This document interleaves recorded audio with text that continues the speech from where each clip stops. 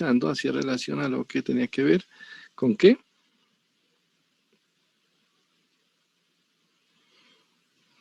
¿Qué fue lo último que vimos?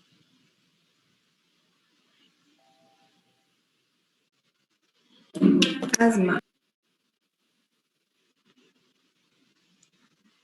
¿Cuál? Asma. Y después de asma no vimos más nada. Miramos la bronquitis crónica.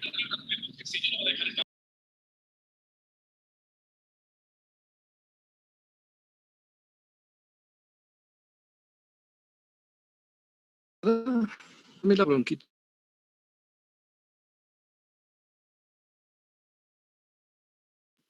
No se escucha, doctor. Doctor, se está cortando y para que por favor grabe la clase. Por favor.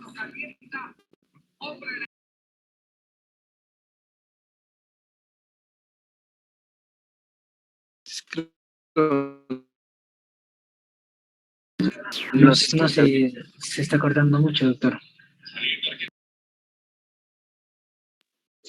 No se oye. Santiago Pardo.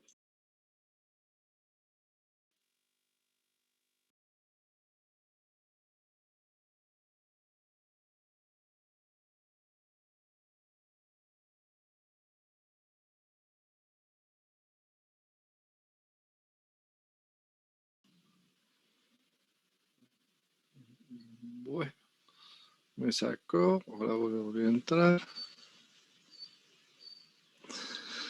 Vamos a ver.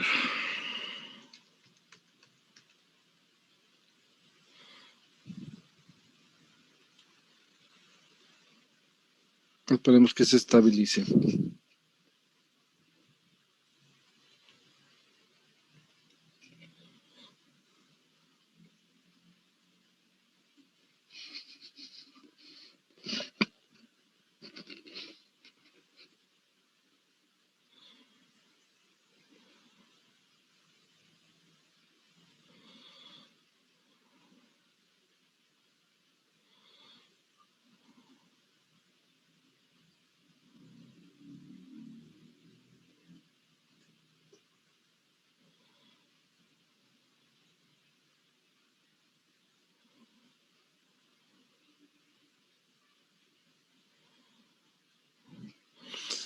Bueno, entonces estábamos viendo la bronquitis crónica. ¿Qué era, o sea, qué era importante de la bronquitis crónica? Doctor, ¿sabe si puede grabar la clase, por favor? Sí, pues espérese, que todavía estoy aquí tratando de Ya.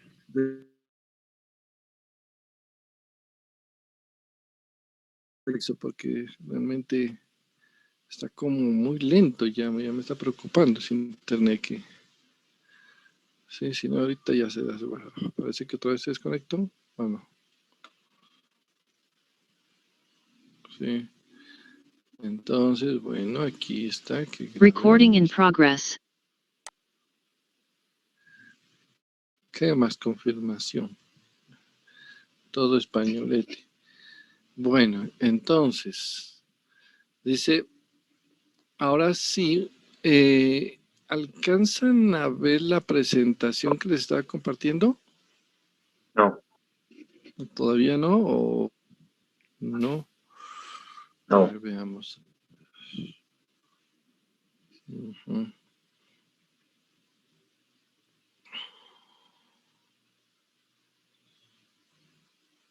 Ahí ya.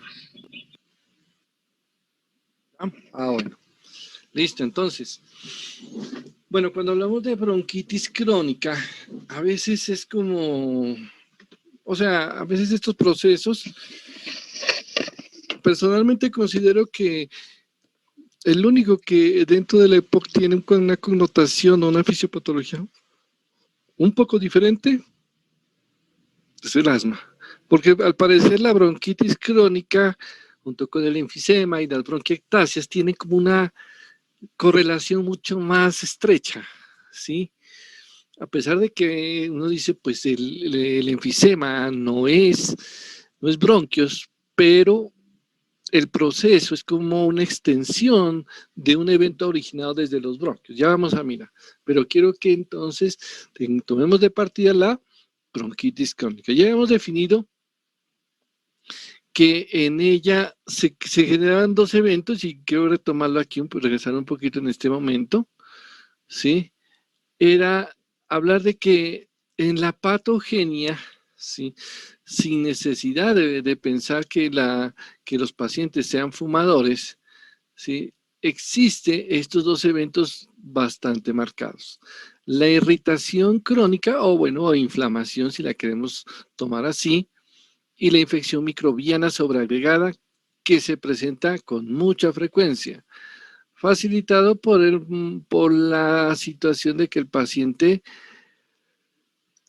acumula moco, un moco que tiene muchos carbohidratos en un sitio bastante, digámoslo así, caliente, y que al final termina ocasionando un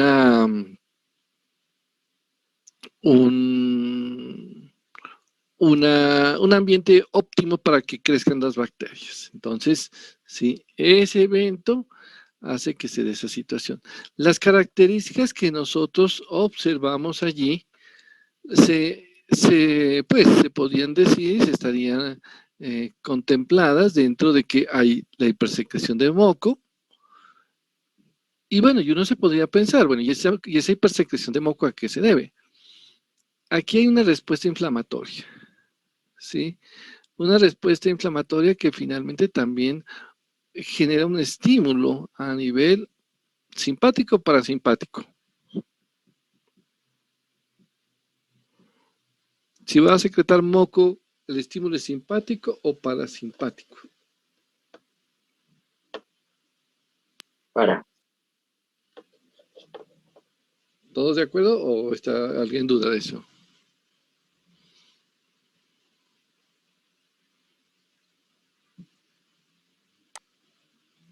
Sí, de acuerdo.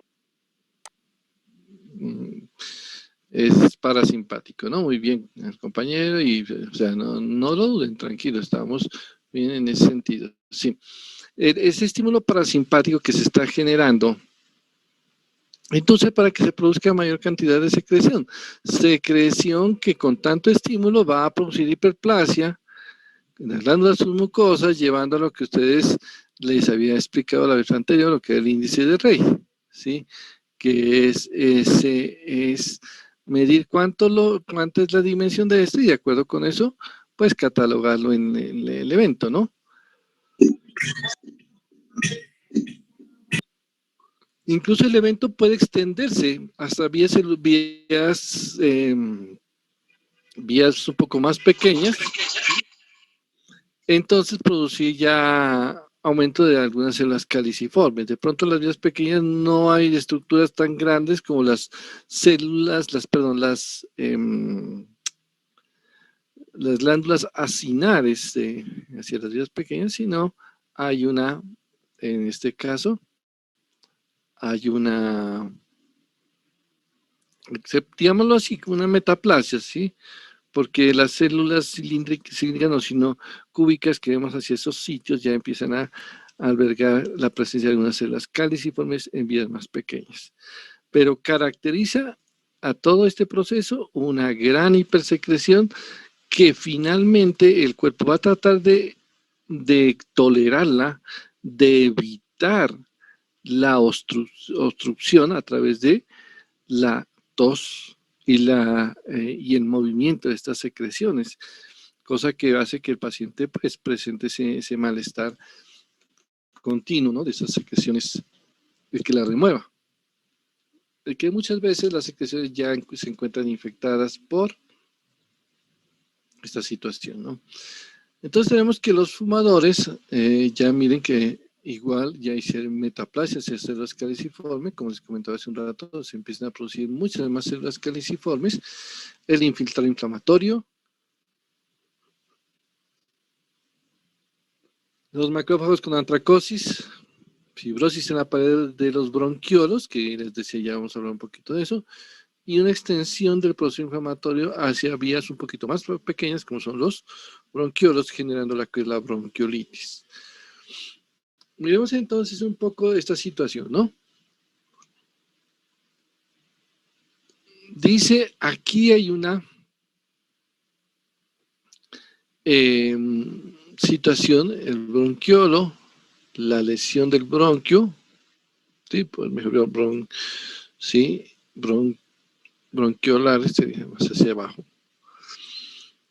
Pero miren, el broncoespasmo que se genera, ya sabemos que dentro de la respuesta inflamatoria y toda cascada de ácido araquidónico y la 5-lipoxígeno y todo ese evento, pues de por sí va a hacer que se genere algunos broncoespasmos que si es en gran cantidad de estos mediadores, pues podrían simular como si fuera un asma, lo que habíamos llamado una bronquitis asmática. En algunos casos no es tan severo y de pronto la sintomatología no es tan similar al asma, pero algo de este espasmage, la hipersecreción de moco y la infección que con el tiempo pues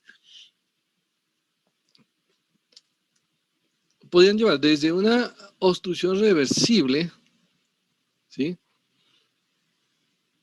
En los bronquiolos y los bronquios pequeños, ¿sí? Si el fenómeno es persistente, aquí porque lo menciona que es reversible, o sea, esto se puede sobrepasar y listo, ¿sí?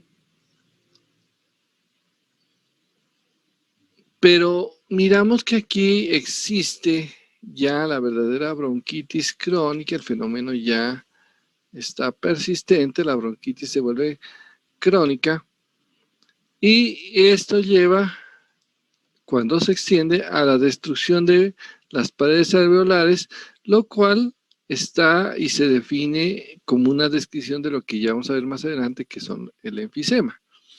Entonces, pues sí, bronquitis y enfisema, ¿sí? Aquí está el enfisema, si se lo toma un poco separado, ¿sí? Sin necesidad de vincularlo tanto acá, sino como una verdadera destrucción de las paredes alveolares. Normalmente por ser tan allá, un sitio tan distante como los alveolos, pues difícilmente la situación de procesos infecciosos no son tan fáciles de que lleguen o que se inicien a ese nivel, ¿sí? Pues sí, ocasionalmente alguna infección respiratoria. Entonces, el enfisema ya desarrollado de esa manera puede hacer que en los pacientes, y también lo mencionaremos, que hay una continua lesión por el paciente que está fumando, y aquí ya, si a esto se le agrega las infecciones repetidas que ya más adelante se pueden dar, y a medida que subimos un poquito el nivel nos damos cuenta que pueden coexistir las dos, enfisema y bronquitis, encontrando pues un punto, digamos, común entre ellos, ¿sí? Entonces ese es uno de los eventos que nosotros queremos tener muy en cuenta en estos casos, ¿no? De que pueden coexistir enfisema y bronquitis crónica, para que así cuando tengamos un paciente bajo esas condiciones, pues decir, no, es que solo es bronquitis crónica, no, la bronquitis crónica, el paciente puede también coexistir en estos casos. Si el paciente tiene una infección, generalmente la infección es secundaria a lo que ya habíamos visto, aunque el tabaco en qué ayuda. El tabaco ayuda en que altera el movimiento ciliar, ¿sí? Genera lesión a nivel del epitelio, perdón, y baja la capacidad de fagocitosis de los macrófagos, ¿sí? Y de los, en este caso también de los neutrófilos, haciendo que la infección sea una situación no tan fácil controlar, porque pues esta inmunidad innata dada por estos fagocitos pues no va a ser muy efectiva en un lugar donde realmente es necesario que ella se encuentre altamente activa, la fagocitosis. Entonces esto hace que la infección y el tabaco nuevamente lo vemos como un elemento que ayuda para esta situación, ¿no? Doctor, Sí. y necesariamente es el tabaco ¿O es cualquier tipo de humo? Digamos, se menciona mucho el tabaco como referencia y de pronto Robbins lo toma porque pues en ese país el consumo del tabaco sigue siendo todavía un problema, ¿sí? A pesar de que tienen sus campañas, por eso alguna vez les decía, nosotros aquí en Colombia, de alguna manera ha sido eficiente las campañas que se han hecho, ¿no? Porque a pesar de que pues todavía hay gente que fuma, podemos decir es una especie en vía como de extinción, ¿no? Vía de autoextinción, porque pues sabemos que eso la va a llevar a autoextinguirse, ¿sí? Esa situación.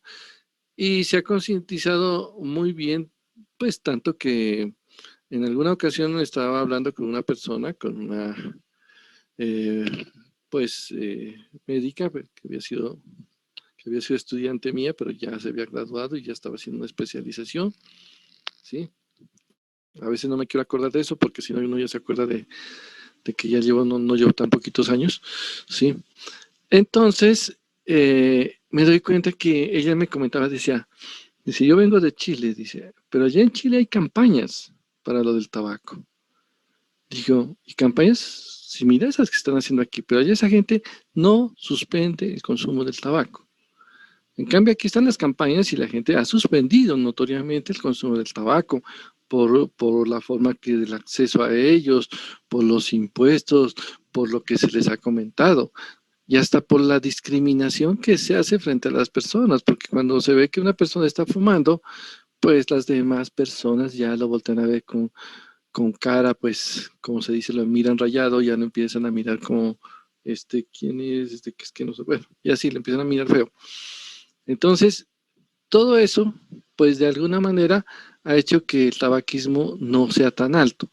Pero eso no quiere decir que cualquier elemento que produzca irritación en nuestro sistema respiratorio, cualquier elemento, me refiero a cualquier partícula externa que podría ser producto de la combustión de algún elemento orgánico, hasta la misma leña y cualquiera de los otros elementos, pues decirlo que la combustión de los automóviles, pues afortunadamente en nuestro medio no llega a ser tan alta como en algunos sitios en otros países, pero también las medidas que se han tomado de esto que se llama de control de gases y toda esta cuestión, pues nos llevan a una situación en la cual nosotros decimos, sí, sí es posible que se dé, o sea, que el tabaco no lo esté produciendo, el cigarrillo no lo esté produciendo, pero sí cualquier otro elemento que genere irritación. Y si es de combustión, claro que lo podemos ver en estos pacientes, ¿no? Miren cómo menciona que se pueden sobreponer algunos de estos, que se podría decir, algunas de estas situaciones en el ser humano, ¿no? La bronquitis crónica, el enfisema, el asma, ¿sí? Cada una tiene su fisiopatología, pero mire que pueden sobreponerse ellas hasta llegar a momentos en que la limitación del flujo sea bastante alta, ¿sí? Veamos algunos factores de riesgo y por eso aquí de pronto la pregunta también se la terminamos de completar al compañero. Bueno, ahorita comentamos la pregunta que me hace acá el compañero del iPhone, sí, porque no aparece el nombre, iPhone bueno, sobre lo del enfisema, ¿sí? Vamos a mirar hasta qué punto el enfisema, pero ya lo vamos a trabajar. Tranquilo que ya vamos a hablar un poquito más del enfisema, aunque ya lo que usted me dice tiene ciertas dificultades, ¿no? Entonces, en ese sentido sí vamos a pero no salimos más a los fines de semana.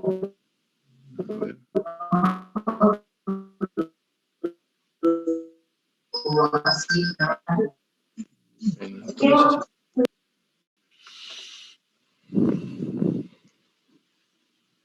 ya cerró. Bueno, ya llegamos a eso. Sucede que aquí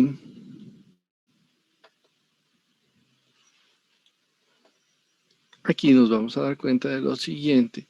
Sí, retomar esto, decir que la contaminación del aire, las infecciones, el tabaquismo, la profesión, algunas de estas, la profesión, ¿sí? La exposición a tantos agentes, a veces no directamente una combustión, podría ser algunos agentes químicos, que en algunos momentos podría casi, se puede decir, sobreponerse a los efectos parecidos al fenómeno de neumoconiosis. Recuerdan que eran partículas que llegan hasta el fondo y se empiezan a encapsular y generar inflamación crónica. De pronto las partículas no llegaron tan allá, pero sí llegaron a la luz bronquial y están generando un proceso irritativo en el cual pues se va a desencadenar un proceso como una de retroalimentación entre ellos hasta llevar a ese evento. ¿Sí? Aquí volvemos y por eso, pues como de referencia hemos tenido Robbins, ya ellos, les decía, ellos tienen mucho cáncer de pulmón en Estados Unidos, entonces ellos siguen investigando mucho el tabaquismo como la primera causa de cáncer a nivel pulmonar y también como la primera forma de situaciones o de enfermedades pulmonares que ellos presentan, en este caso como la bronquitis. Pero es interesante analizarlo porque para las personas que todavía manifiestan presentar o están adictas al tabaco, tienen algunas alteraciones que vuelven esto, los vuelven de más riesgo. O sea, fuera del básico de que es un proceso irritativo sobre los bronquios, tiene algunos elementos más que van a terminar ocasionando daños inherentes, fuera de que es un riesgo para el cáncer, una posibilidad de deterioro de la función pulmonar. Por ejemplo, dice, afectan el movimiento ciliar del epitelio, movimiento que es el que se requiere para desplazar el moco con las partículas que se hayan atrapado. Esta acción va a inhibir la función de los macrófagos, que es algo que la necesitamos para neutralizar todos esos agentes allí que nos están produciendo problemas. Hipertrofia y hiperplasia de glándulas mucosecretorias, pero eso es adaptativo que los hemos analizado. Y el humo, nosotros vemos que produce algunos efectos, las antiproteasas, que se favorece la liberación de enzimas proteolíticas, ¿sí? Nosotros sabemos que las antiproteasas, aunque aquí nos estamos ya metiendo en terrenos del enfisema, ¿sí? Dice, ¿y estas qué hacen? Pues detienen a quiénes, a las proteasas. ¿Y cuáles son las proteasas? Las que se activan, en este caso, dentro de la respuesta inflamatoria dentro de los alvéolos. Entonces, esas proteasas, me adelanto un poco la explicación, aunque creo que más adelante la puedo explicar con una gráfica. Sucede que dentro de la respuesta a nivel de la luz alveolar se liberan unas proteasas cuyo objetivo es tratar de destruir a un agente que esté generándonos daño en ese sitio. Entonces, y entre este estarían los procesos o los procesos infecciosos. Entonces son unas proteasas, pero como el efecto dice, quiero dañar a un agente, pero no quiero que me dañe todo, porque no quiero que me vaya a dañar el alvéolo. Dañe lo que está encima del alvéolo, pero no al alvéolo. Entonces, el organismo produce unas antiproteasas que de alguna forma van a proteger la integridad del alvéolo, ¿sí? Pero el humo inhibe a estas protectoras, las antiproteasas.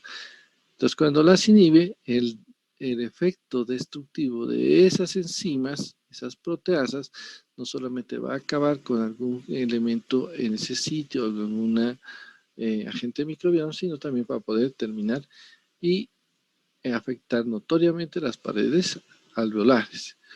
Es un evento que describe un poco lo que vamos a ver en lo que es enfisema, ¿sí? Por eso pronto ya con alguna gráfica les puedo complementar lo que estamos mencionando aquí. Por otro lado, ese humo también, vea, dice que favorece que los neutrófilos liberen más enzimas destructivas, ¿sí? Aumenta que lleguen los polimorfos nucleares, o sea, que lleguen no solamente ellos, sino basófilos, eosinófilos, linfocitos T. Recuerden que la única célula leucocitaria que debería estar a ese nivel es el macrófago o las células de polvo, pero algunos más ya están llegando, ¿sí? Actúa como quimiostático y estimulante de las moléculas de adhesión, haciendo que se retengan más células inflamatorias en el sitio, y algunos fenómenos proinflamatorios aquí representados, ¿no? Aumentar y la interleuquina 8.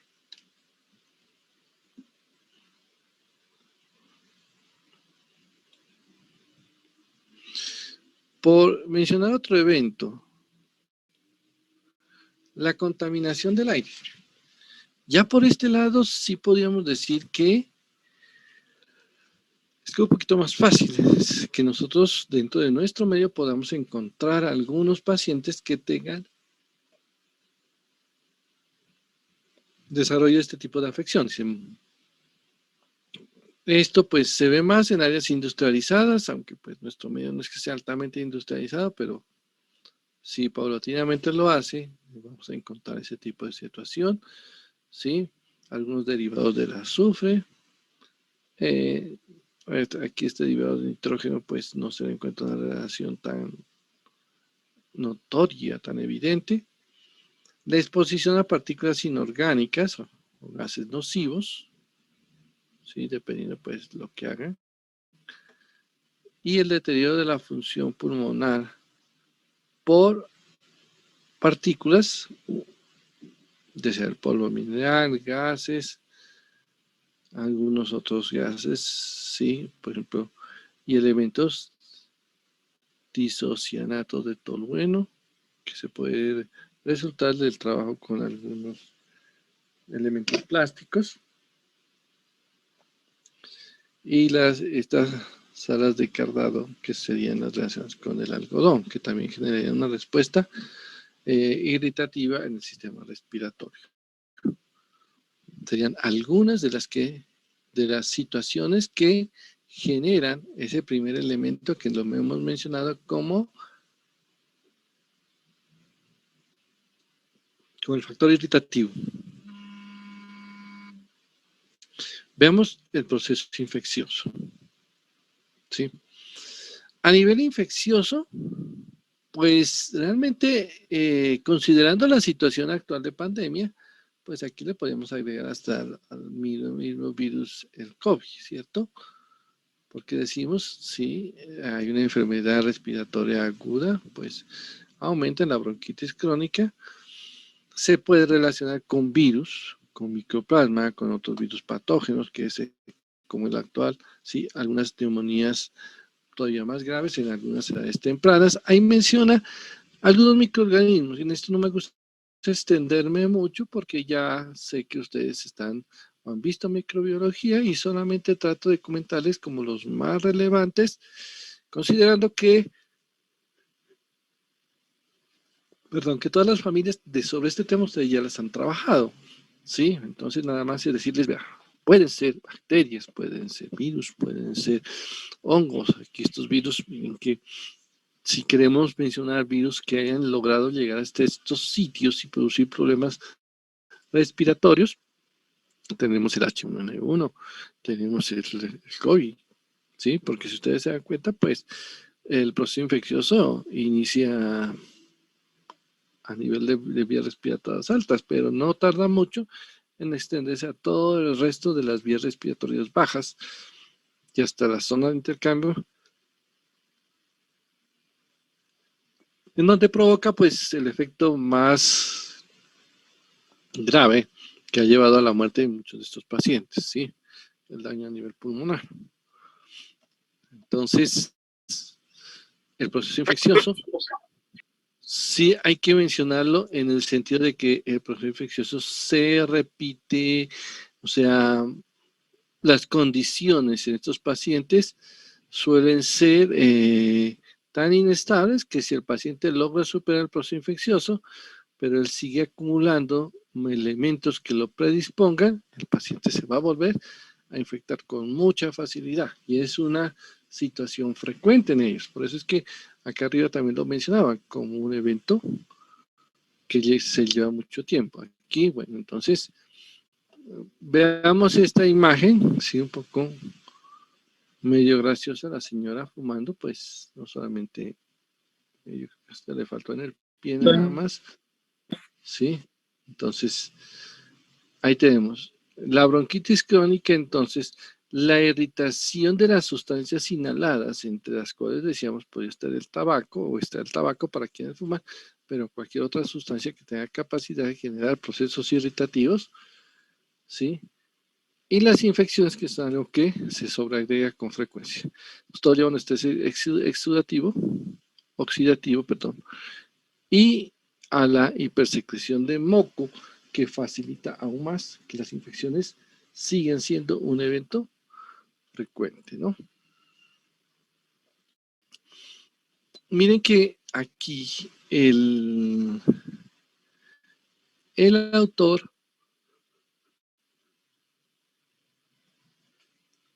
comenta lo que sucede, ¿sí? A veces me trae algunas imágenes en donde él trata de mostrar muchas de las situaciones que estamos viendo acá, ¿no? Entonces, ¿esto qué quiere decir?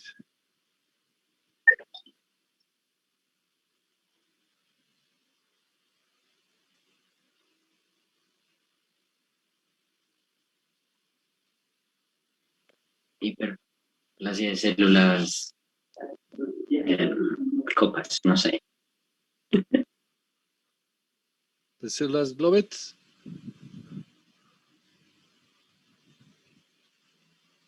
¿Alguien ha oído hablar de estas células? Caliciformes. Eso, células caliciformes. Sí, las células caliciformes, esas son las que se refiere allí, ¿no? También tenemos, aquí sí lo menciona en forma más enfática y tajante, ¿sí? La hiperplasia de glándulas mucosas, vemos aquí, hiperplasia también, ¿sí? Ya el estímulo de tipo sensorial, o sea, el estímulo nervioso que se está generando, ya sea desde acá o por la vía colinérgica hacia estas glándulas. La respuesta inflamatoria que acompaña las citoquinas y la respuesta, como decimos, inflamatoria dentro de la acción de todos ellos. Entonces es como mirar un poquito ese proceso a nivel celular. Veámoslo un poco a nivel de las vías, qué es lo que está sucediendo, ¿sí? Entonces, en estas vías respiratorias, los tejidos, si nosotros vemos un pulmón en forma macroscópica, ¿sí? Veremos esto. Primero que todo, una hinchazón del mismo, ¿sí? Como dice, con encharcamiento de las mucosas y muchas secreciones mucosas, incluso algunas de ellas ya secretando pus. Este aspecto macroscópico también nos hace recordar algo que, aunque clínicamente ustedes no lo comentamos mucho al principio, ¿sí? Estos pacientes empiezan también a hacer un proceso parecido al que sucedía con el asma. En la situación del tiempo respiratorio, ¿qué era lo que pasaba con los pacientes que tenían asma? La respiración, ¿qué fases tiene? Pues inspiración y expiración. Se queda ¿Cierto? atrapado la expiración. Exacto. El aire no sale. El aire no sale. Parecido a lo que sucede en el asma, ¿sí? Y es que el aire no salga, pues no es tan severo como en el asma, pero con el tiempo va tomando dimensiones parecidas. Lo que pasa es que el paciente, como es paulatino, no siente mucho digamos, sintomatología o molestia asociada con ello. Entonces decimos, el paciente, en estos casos, toma aire y no lo bota. Alguna vez creo que también lo comentábamos, uno dice, el paciente toma aire y pues uno ya no, pues ya toma aire, ya tiene oxígeno. Sí, pero si yo le digo a cualquiera de nosotros, le digo, listo muchacho, a ver, o muchacha, tome aire. Sí, no lo vaya a botar, téngalo allí. Y dentro de unos minutos, de unos 20 minutos vengo. Dice, no, pero yo no aguanto tanto. Es que no es que tiene aire adentro, no es que toma oxígeno. Entonces dice, no, pues, ¿qué pasó? Se agotó el oxígeno que tomó, hizo intercambio, y ahora lo que tiene es CO2 allá atrapado, y ese CO2 no nos sirve.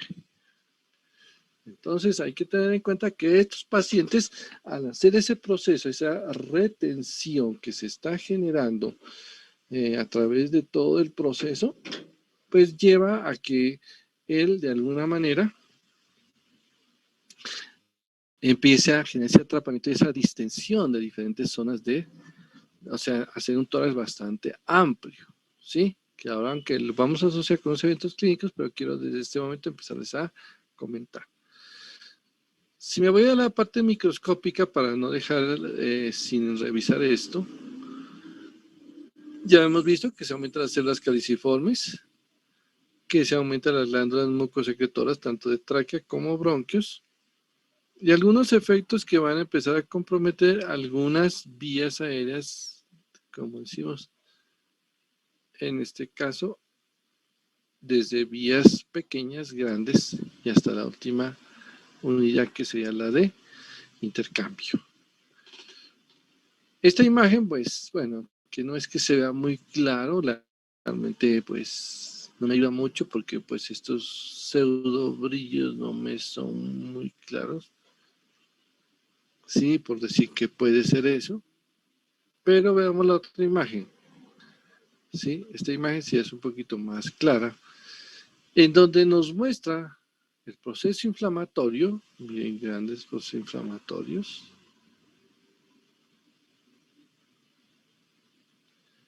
Y se observa también la cantidad de glándulas. ¿Sí? ¿Se acuerdan que hace un rato mencionábamos? Esa cantidad de glándulas que se están viendo allí, que superan el 25%, ¿cómo era que llamábamos eso?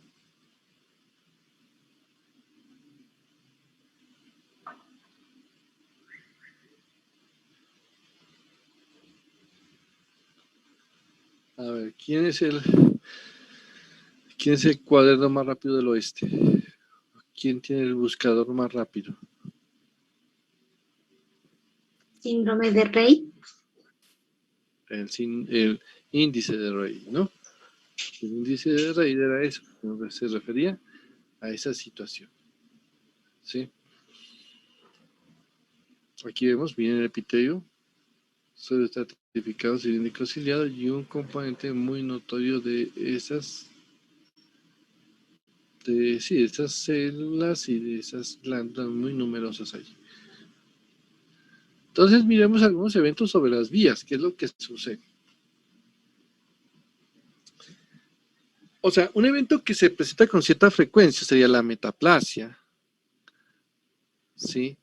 Aquí nos menciona como atrofia, sería un evento en el cual las células empiezan a perder la parte ciliada, llevándola a una situación tan delicada que muchas veces ya termina siendo la metaplasia, ¿sí? Hay hipertrofia de glándulas, hiperplasias en glándulas mucosas. Las glándulas nuevas, ¿no? Entonces, con la Conservada. Pues sí, es algo que está bien conservada. Los detalles bastantes. Claro. Entonces, decimos que Luis Miguel, si no me va a tocar ponerlos aquí a que nos aporten. Ya lo que veo que quieren tener el micrófono abierto, entonces les dejamos abierto el micrófono y les empezamos a hacer preguntas para que nos acompañen en la exposición. Bueno, entonces, tenemos este evento, ¿sí? Aquí, este proceso de reparación con producción de citocinas es un evento que no lo debemos negar porque las citocinas que decimos que esto tiene que ver con la inflamación, pero recuerden que también tiene que ver con reparación. Y ahora vamos a mirar algunas situaciones que por cronicidad esa reparación y la fibrosis que se puede asociar con ello puede llevarnos a algunas dificultades, ¿no? Entonces, veamos un poco desde las vías grandes, ¿sí? En las vías grandes, pues, hay hipertrofia de las glándulas, bueno, más que hipertrofia, dijimos que hiperplasia de las glándulas submucosas que producen moco. Esto desde la tráquea hasta los bronquios lo vemos. Cuando las vías ya van siendo más pequeñas, ¿sí? Ya nos estamos yendo hacia vías alrededor de, o acercándonos a las vías de tipo bronquiolos.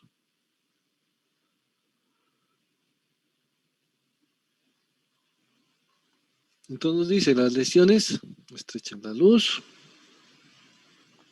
hiperplasia de células, en este caso podemos mencionar, pues no menciona cuáles, pero podemos hacer referencia a las células de tipo caliciformes, inflamación de las mucosas. Miren que este fenómeno de fibrosis peribronquial sería un fenómeno consecuencia de la inflamación crónica. Entonces, la inflamación crónica genera fibrosis y esta se ubica a nivel peribronquial que pues lleva a que alrededor de los bronquios este proceso fibrótico va a volver más denso el tejido y va a hacer que los lechos capilares, los lechos vasculares alrededor del mismo también se vean afectados. ¿Qué pasará si la fibrosis empieza a comprometer estas áreas? A ver, ¿quién nos ayuda? Empezar a escucharlos porque... ¿Qué pasa si la fibrosis qué? Empieza a comprometer todo ese lecho vascular alrededor de los bronquios. No hay intercambio gaseoso, como tal la membrana, pues incrementa de espesor y sería como más difícil la fusión, la transfusión de oxígeno. Pero miren que lo estamos mencionando a nivel peribronquial, ¿no? Pues recuerden que a ese nivel no es que haya tanto intercambio. Sí, de pronto uno que otro a nivel de cercano a la pared, pero a nivel de ellos, los vasos sanguíneos empiezan a sufrir ciertos eventos que les van a hacer que a nivel ya, si sumamos toda la situación, a nivel de todo esto, aumenten la resistencia. ¿Sí? Entonces aumentan la resistencia a nivel de todo este árbol peribronquial, situación que va a generar una gran dificultad sumándolos todos y que ya veremos más adelante a situaciones mucho más complejas dentro de la circulación a nivel, sí, de todo el sistema pulmonar, la circulación pulmonar. El moco sigue siendo un elemento que se acumula. El músculo liso, ¿por qué creen que se aumenta?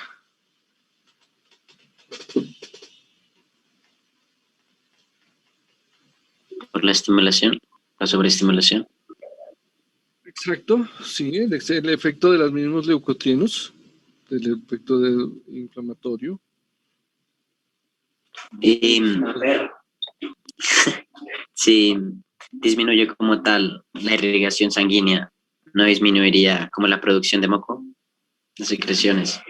Podría ser, ¿no? Llegaría a ser una situación, pero desafortunadamente el proceso no es como tan agudo, es como progresivo, ¿sí?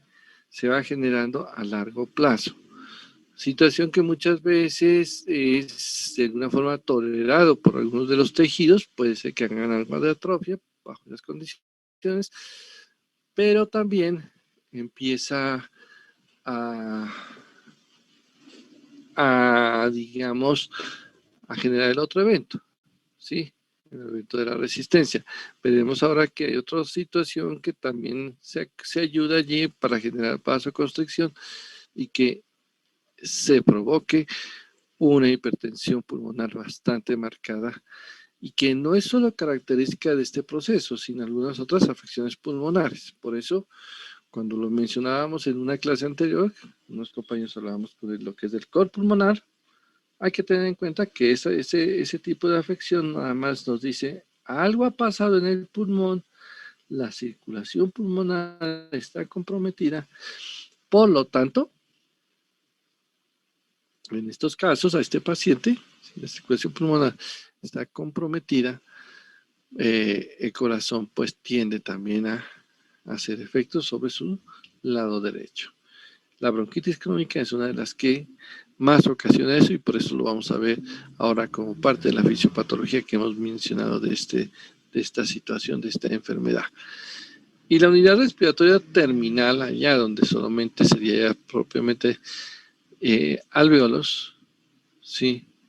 Miren que encontramos otro tipo de células.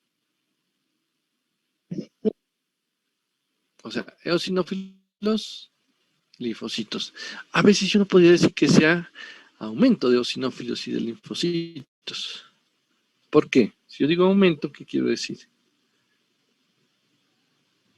Hiperplasia. Yo diría, si digo aumento, quiere decir que antes habían, pero ahora hay más. Es como pues, expresándolo de esa manera, ¿no? Más que todo sería como la aparición de ellos, porque ellos no deben de estar ahí. No deben de haber ni eosinófilos ni sus linfocitos, deben de haber macrófagos alveolares. Cuando estos aparecen por ciertas condiciones, ya es algo que es connotación de la fisiopatología del proceso que los haya llevado. Algunos procesos, incluso otros alérgicos, podrían también llevar algo de eosinófilos a esos sitios, ¿no? Como parte de la función que se está realizando en la respuesta alérgica y la gran llamado para estas células, para estos tejidos. Miremos enseguida esta imagen que nos trata de mostrar un poco algunas características histológicas de lo que yo podría ver en una vía respiratoria que tenga bronquitis crónica.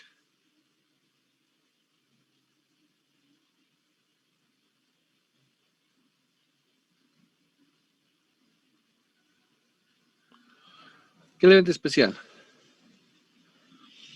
Que la luz tiene como un infiltrado, ¿ves? Como un exudado.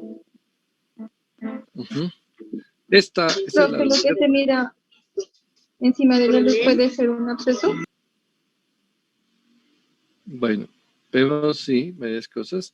La respuesta inflamatoria tan severa, aunque no tenemos más detalles, tal vez hay una gran inflamación y probablemente, como dice la compañera, hasta podríamos, si es un absceso o es un proceso inflamatorio crónico bastante marcado en esta zona y algunos otros más, digamos, dispersos sobre estas áreas, ¿sí? Esto es moco.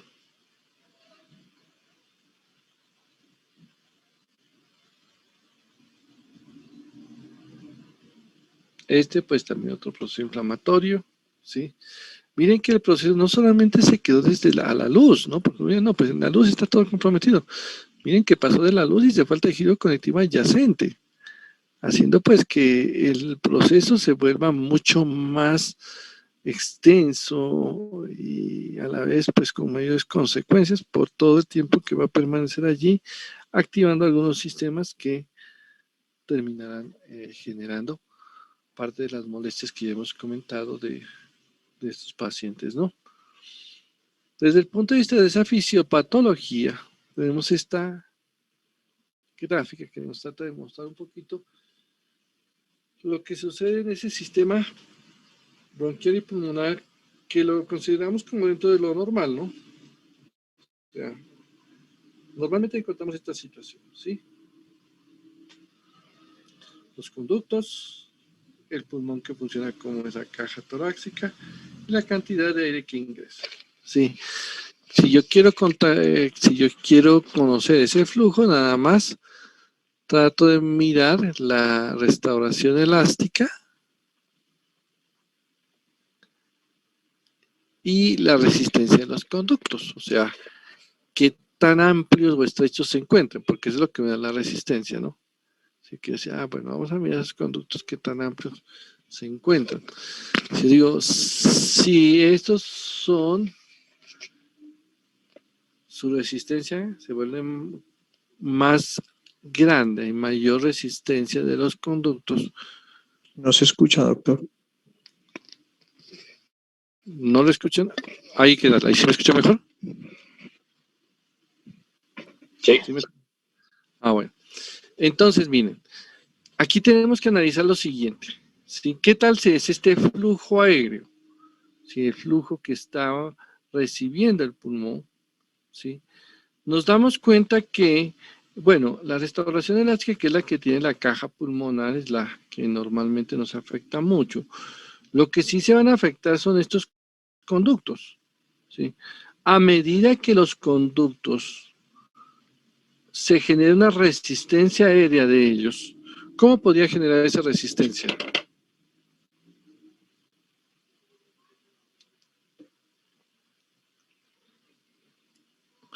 Les doy opción múltiple. Bueno, casi como falso y verdadero. Sí, porque son dos opciones. Ampliándolos o estrechándolos. Estrechándolos. ¿Cierto? Así se aumentaría la resistencia. ¿Sí? Y nosotros nos damos cuenta que este fenómeno, cuando se da acá, pues termina, miren aquí están estrechados, entonces aumenta el denominador, el efecto, la caja torácica no está, digamos, no se ven cambios, como vemos en la gráfica anterior, miren, y si se compara con la gráfica posterior, no, pues están similares, no hay cambios, pero el cambio sería ¿en dónde? En los conductos aéreos, ¿sí? Y por eso miren que el autor lo está graficando. Miren que estas flechas son, sí, dos flechitas nada más en comparación con la cantidad de flechas que normalmente representaban la cantidad de aire. Mirenla aquí, 5 flechas. Acá nos representan con la de 2 flechas, producto de esa estrechez allí, ¿sí? Entonces, esto nos lleva a una situación bastante complicada, que no hay buen aporte a nivel de las vías de intercambio.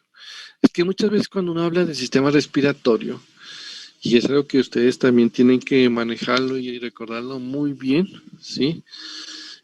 Especialmente porque pues dentro de poco vamos a tener una evaluación de ese tema y mire, es que el tema lo tengan revisado, porque pues aquí, si yo les digo, los bronquiolos terminales, ¿qué los caracteriza? ¿Dónde los encontramos? Sí, no en sí que en el ser humano, sino dónde los encontramos los bronquiolos terminales dentro del circuito respiratorio. Ya no tienen cartílago. Podría ser uno. Intralobulares. Bueno, podríamos decir, aunque los bronquiolos respiratorios tampoco tienen cartílago y se diferencian de ellos.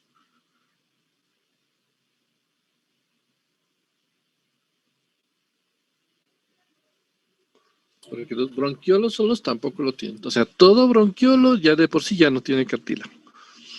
Pero dice, y los bronquiolos terminales. Ya tendrían como tal difusión de oxígeno. No. Ya son los últimos de la vía conductora. Como su nombre dice, solo conducen, solo llevan. Allá, creo que el nombre para decir terminales, bronquiolos terminales es donde termina la vía conductora.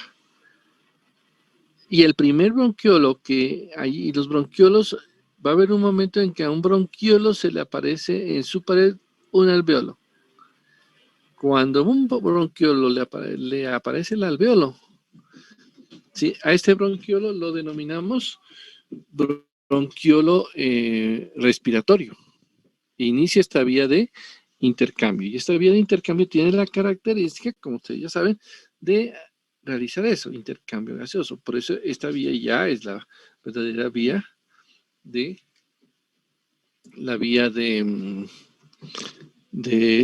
de intercambio de por sí del proceso respiratorio. Pero uno sabe que si el oxígeno o si el aire no llega, pues no hay cómo hacer el intercambio.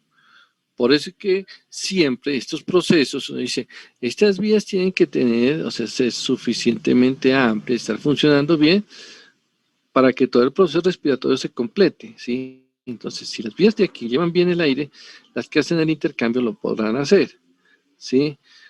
Uno podría decir, bueno, y si se dañan los alveolos, pues si se dañan los alveolos, pues tendríamos problemas porque no habría intercambio, aunque llegue muy bien el aire. O lo contrario, si se cierran estas vías y los alveolos están bien, pues sí, los alveolos están muy bien, pero no les llega el aire. O sea, ¿qué es lo que quiero decir? Que al final todas, las dos deben de tenerse en buen estado para tener un buen sistema o pues sí, una buena respiración con todos los elementos que se requieren. Aquí nos damos cuenta que esta situación nos está comprometiendo esta vía de intercambio, no la de intercambio, no, sino la de conducción, haciendo que esta situación se presente y que finalmente también va a terminar dándole un bajo aporte a la zona respiratoria de intercambio, ¿no? Entonces, como para recordar esa parte. Veamos algunas situaciones que nosotros vemos en estos pacientes, como son estas, ¿sí?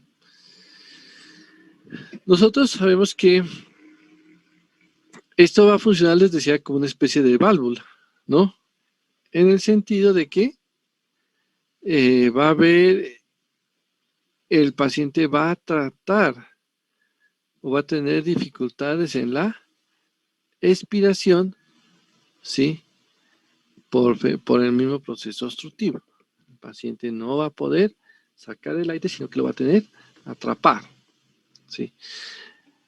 Esto a la vez también generaría efectos sobre la retracción elástica a nivel pulmonar, porque pues ese aire ya lo mantiene casi en una sola posición, algo rígido, entonces pues, eso disminuye esa retracción elástica, sino que se mantiene ya en una sola posición. Un evento que es bastante interesante y que aquí en la radiografía lo podemos ver es esto, ¿sí? Aplanamiento del diafragma. Si ustedes se acuerdan del diafragma, cuando uno lo observa en estos pacientes, en todo paciente, ¿sí? Tiende a dar aquí una especie de cúpula, ¿no? Cúpula diafragmática, se forma allí. Pero cuando usted lo mira acá, miren, aplanado. ¿Por qué estará aplanado? ¿Quién me lo puede comentar? ¿Por qué será que está aplanado? Por la consolidación que pueden existir en las bases pulmonares. Bueno, ¿quién más me da otra opción? Por la acumulación del aire. Bueno, sí. ¿Quién más me decía por ahí algo más?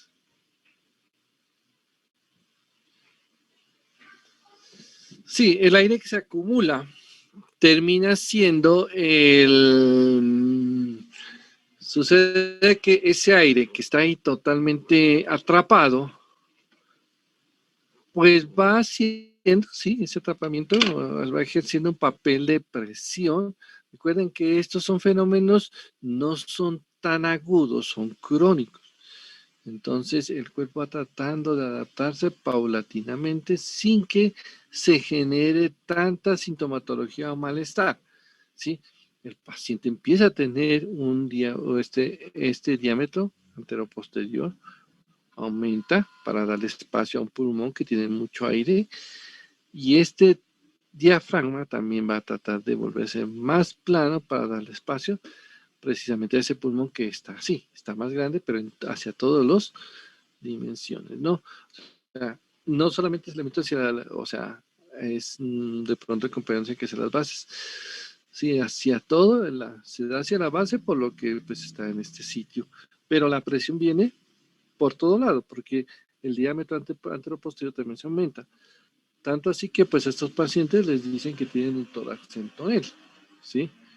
Entonces, es uno de los eventos que nosotros podemos ver allí. ¿Esto qué es?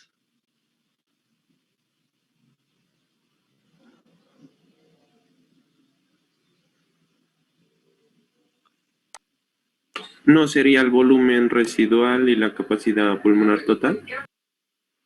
¿Y es en donde se ve?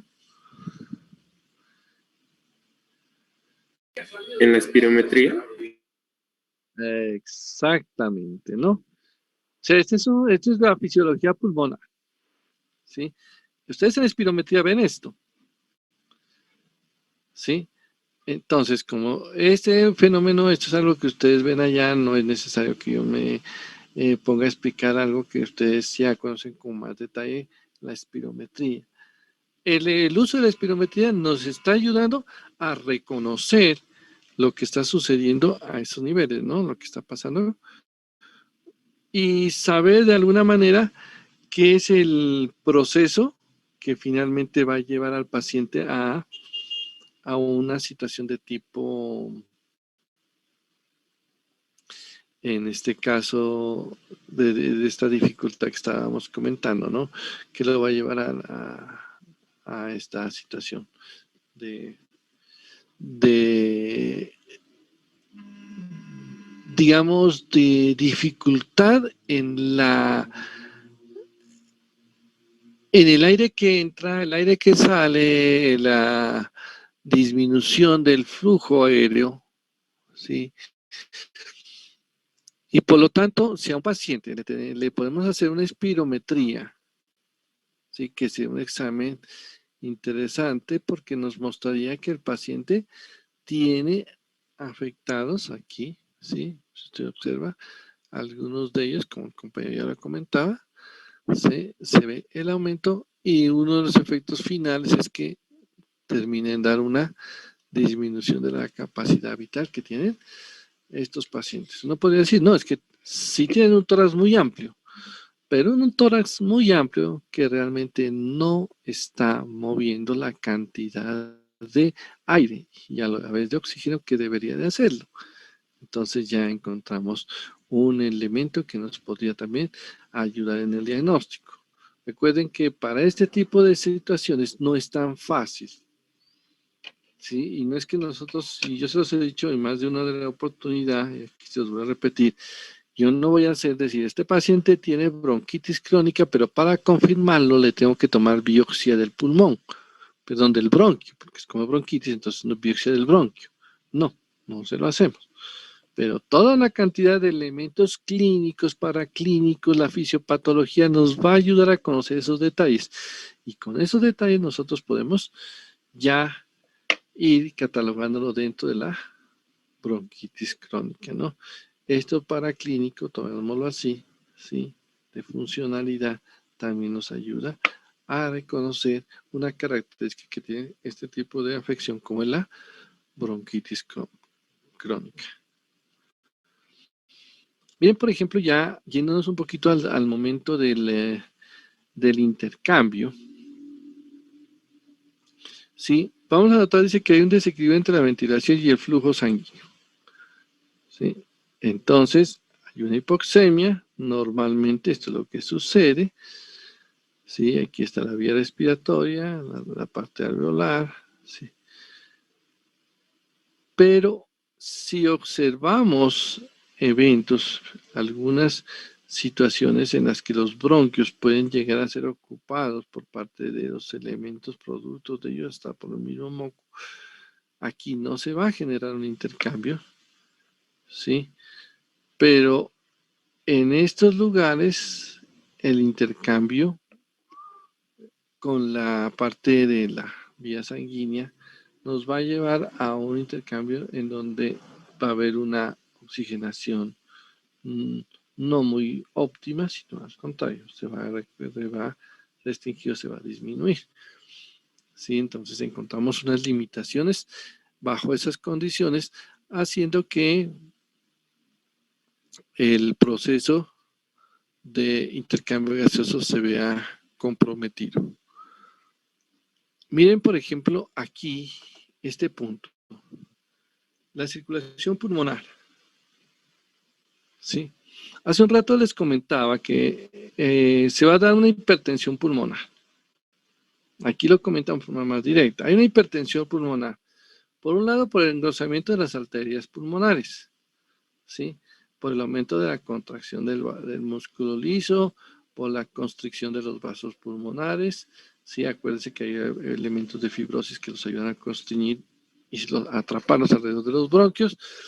Todos estos fenómenos van a generar, en especial aquí vemos un aumento de la resistencia.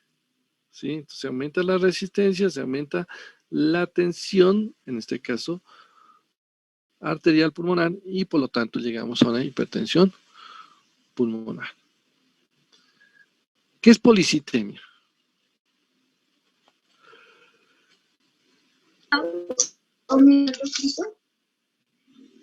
¿Cómo? Es la deficiencia de toda la línea celular sanguínea. Aumento del hematocito. Poli. Sí.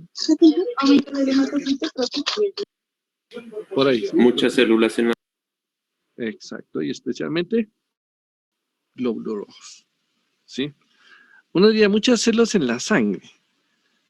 Pero muchas células en la sangre, uno diría, pues podría ser una leucemia, ¿cierto? A veces toca ser como más específicos, porque pues, sí, aunque ahí se llamaría poliglobulia. De pronto sí, como poliglobulia, porque van a haber más glóbulos rojos, allá donde es donde queremos llegar. Bueno, y mi pregunta es, ¿por qué hay más glóbulos rojos? Es una respuesta por la falta de oxígeno y Muy bien. porque no hay tanto intercambio gaseoso. ¿Y qué estimula? La Eritropoyetina. eritropoyetina, sí, Sí, la para el riñón. Eritropoyesis. Ajá. Se estimula la eritropoyetina, ¿sí? Entonces no hay, o sea, se empieza a producir mayor cantidad de glóbulos rojos en estos pacientes, ¿sí?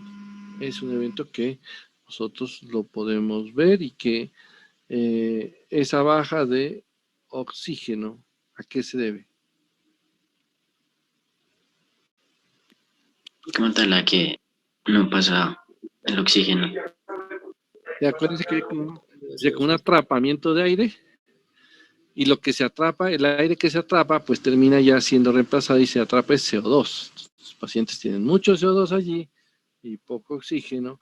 Lo obligan al cuerpo a tratar de compensar esa situación con una mayor cantidad de glóbulos rojos.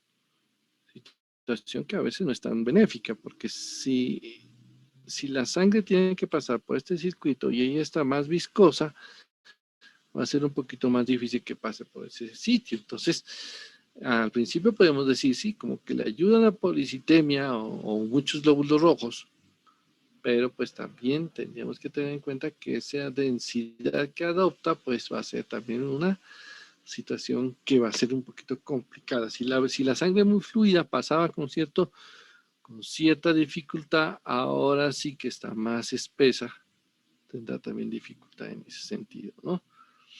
Miren que aquí nos dice que hay hipertrofia del ventrículo derecho.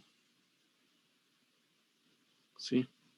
Lástima que la imagen que nos comparte este autor, Adam, pues no es que se vea como tanta la hipertrofia, de pronto yo sido un poquito más exagerado para mostrar cómo se ve ese ventrículo de pronto derecho.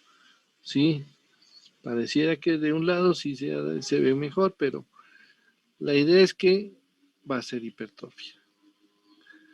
Va a ser una hipertrofia, la cual nos va a ayudar pues a reconocer que el fenómeno inició desde allá.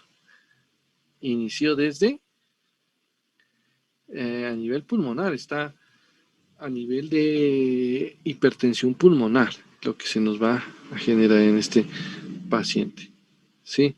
Entonces, encontramos estos eventos. La hipertrofia del músculo del ventrículo derecho. Al igual que sucedía con el ventrículo izquierdo, llega un momento en que esa hipertrofia, que trata de vencer toda esa resistencia a nivel del sistema pulmonar, no es capaz de, o no es, sí, no es lo suficientemente fuerte para superar la presión que se requiere, y en este momento entra en insuficiencia. Y ahí encontramos lo que se llama el cor pulmonar. ¿Qué lo caracterizaría a este paciente de cor pulmonar?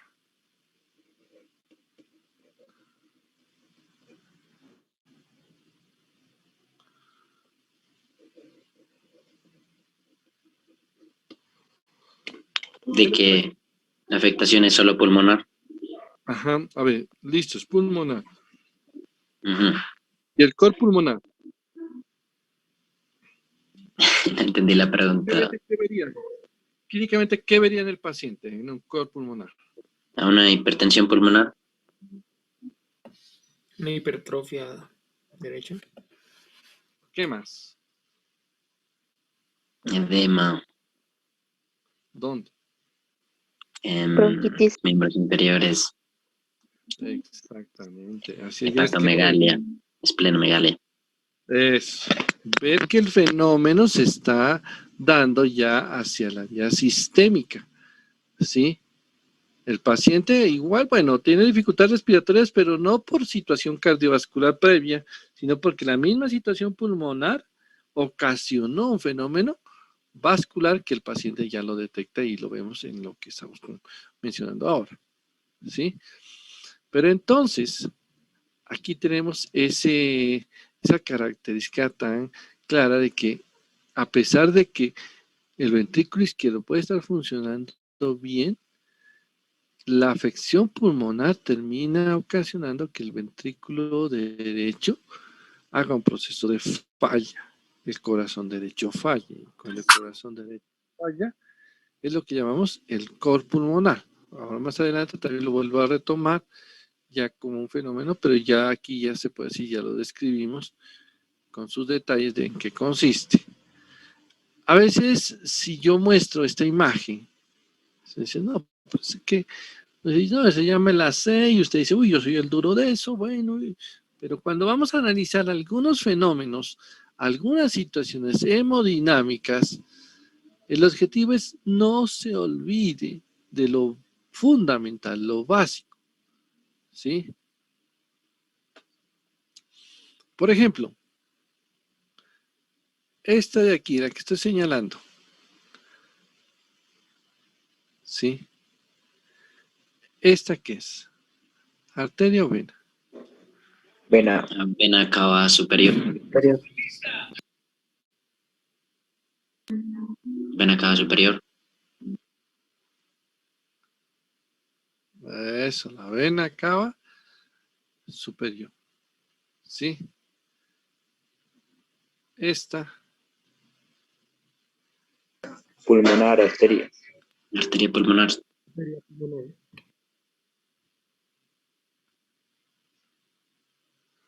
¿cierto? Sí. ¿Arteria o vena? Arteria. Arteria y tronco. Arteria.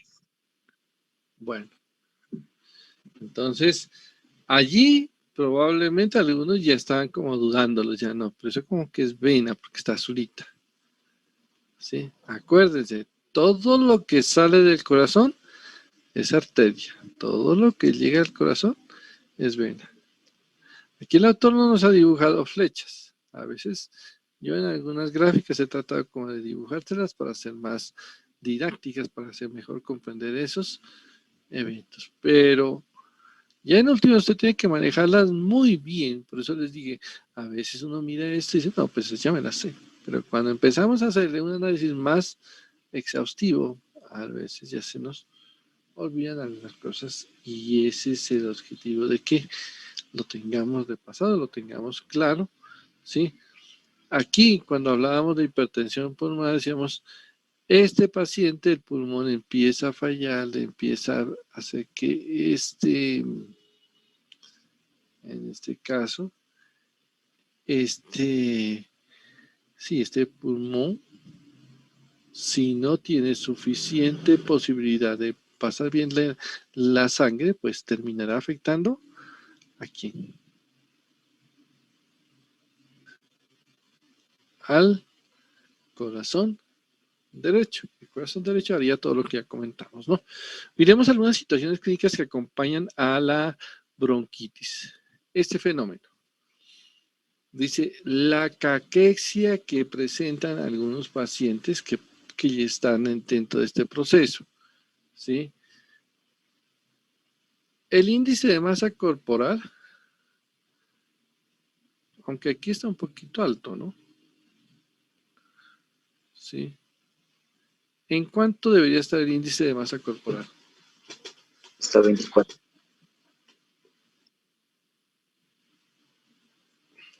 Considerando que de para arriba es obesidad, ¿no? Pero depende de la altura, ¿o no? Aquí, claro, por eso es que ya está hecho con el cálculo con la altura. Sí, el índice de masa corporal ya dice... Ya sí. Y aquí nos habla que dice menor de 25, incluso puede ir bajando en estos pacientes, ¿sí? Y vamos a mirar que las reagudizaciones y las reinfecciones van a hacer que el paciente se deteriore aún más, y por eso es que lo menciono, lo asociamos a una supervivencia menor en ellos, ¿sí? Otro evento que aquí lo menciona, ¿sí? Es el siguiente. La ingesta calórica se vuelve incapaz de suplir esas necesidades que el paciente tiene. Por lo tanto, como no es suficiente, el paciente entra en desequilibrio con esa pérdida, en este caso de peso, relacionado con eso. Desde el punto de vista bioquímico, podemos mirar que el paciente presenta un aumento del factor de necrosis tumoral alfa, que es similar al que encontramos cuando el paciente pues presenta una lesión de tipo neoplásica. El paciente tiene un evento, ¿sí?, en el cual este factor de necrosis no le está dando la posibilidad de que él, en este caso, sienta hambre y consuma los alimentos. Yo creo que todos nos hemos dado cuenta que en una respuesta inflamatoria, cuando estamos enfermos, de pronto, y la mayor parte de nuestros pacientes, cuando sienten enfermedad, no es que les llame mucho la atención de comer, ¿sí? Ya que uno desde el punto de vista ya fisiológico, uno dice, bueno, sí, yo estoy enfermo, no tengo ganas de comer, pero si no como me va peor. Entonces ya uno lo analiza y toca comer para restaurar el equilibrio, ¿sí? Pero si no se conoce esto, el paciente no come, la situación inmune también se afecta, y bueno, vienen toda una cantidad de eventos, incluso algunos asociados con lo que muestra así, en este caso, como osteoporosis. Aquí era mostrando algunos efectos de caquexia, pues no directamente como la osteoporosis, sino mirar algunas formas de pérdida de tejido así bastante prominente. Veamos un poquito la parte clínica y semiológica de esta situación. Y analicémoslo no desde el punto de vista de ver la situación desde el punto de vista, como se diría, semiológico, pues igual lo vamos a utilizar en algunos momentos, pero miremoslo como la fisiopatología. Dice, en las manifestaciones lo que más presenta el paciente es tos, que es uno de los signos bastante claros, producción de moco, sibilancia, algunas de las reagudizaciones, si nos vamos a colocarlo eso dentro de de la parte del tiempo de la vida del paciente, pues está entre los 60 y 70 años, llevando también a la disnea de esfuerzo, ¿sí? El término de hipoxemia y la eritrosis es un término como más ajustado a lo que sucede, ¿no? Porque a veces uno dice policitemia, pareciera que se elevan todas las líneas de la sangre, ¿sí? Pero si usted dice eritrosis, ya está diciendo, no, pues la situación es que se está elevando es los eritrocitos. Entonces es como un poquito más específico. La hipoxemia ya sabemos que estimula la producción de eritropoyetina. Veamos también aquí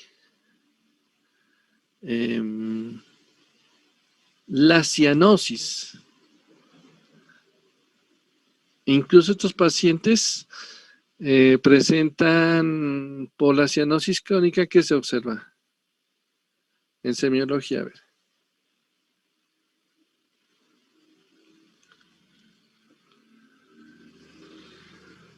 Tiene coloración como azul en los labios, Bueno. En la Y punta en- de la suela. en las extremidades, en los dedos. ¿Qué pasa con los dedos? Se muestran azules, un poco azulados. ¿Qué forma tienen? Es como la enfermedad de Raynaud. ¿Han escuchado de los dedos en palillo de tambor?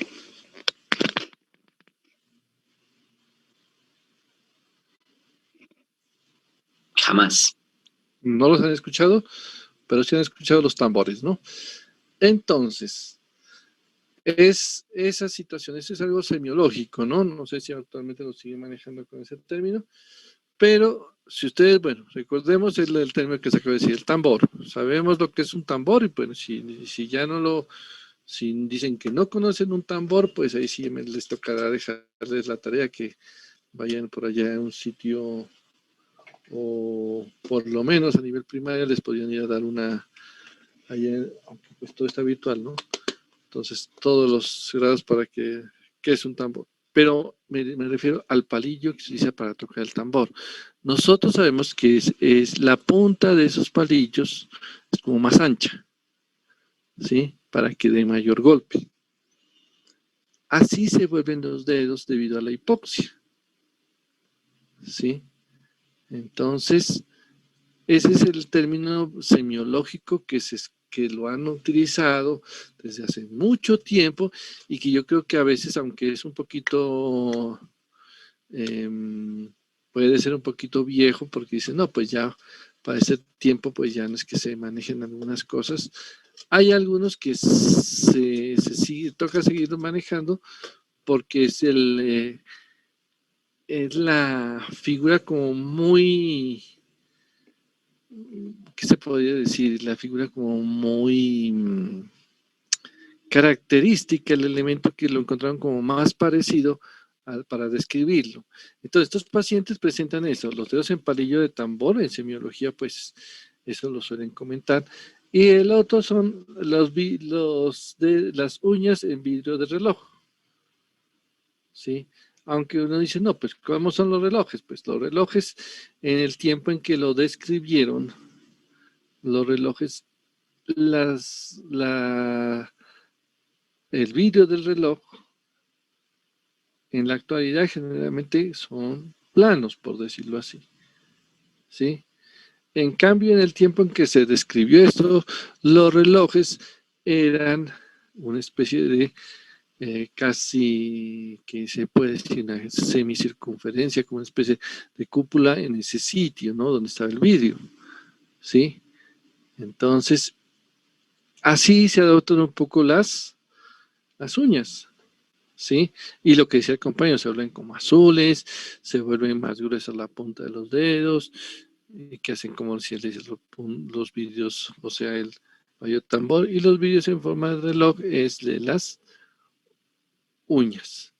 Elementos que desde la semiología nos podían ayudar a manifestar ¿qué evento? la hipoxia crónica. ¿Sí? Entonces tenemos la hipoxia crónica, la cianosis, igualmente la falta de oxígeno también lleva la cefalea matutina y la pérdida de peso que le habíamos comentado. Aquí nos da un aspecto, miren, por ejemplo, ya una descripción de lo que es el col pulmonar. Hace un rato miramos la imagen, ahora sí. Edema periférico y retención de agua. Doc, Sí. tengo una pregunta con respecto a la anterior. Yo también.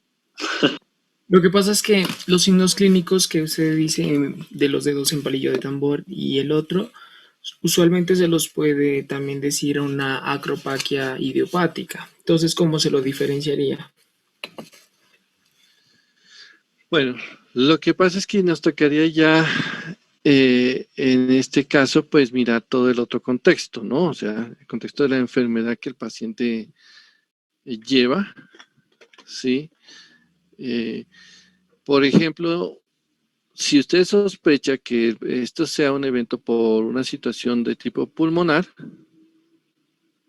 si usted dice, listo, esto es por un evento pulmonar, por una tipo hipoxia crónica, sería una, o sea, asociada a un fenómeno de tipo más de hipoxia, ¿no? Incluso, pues si logramos compensarlo al paciente de alguna forma, podemos ver un evento que mejore esta situación. En cambio, si ya lo vemos, si ya descartamos esto, pues ya nos tocaría pensar más en la parte idiopática de la acropaquia. ¿Sí? Es como mirar el contexto del uno y mirar el contexto del otro, casi que nos plantean esos dos. Porque no sé si ustedes conocen alguna otra forma que pueda producir la acropaquia, porque como decimos idiopática, pues allí es donde nos deja totalmente inciertos de cuál es directamente la causa, ¿no?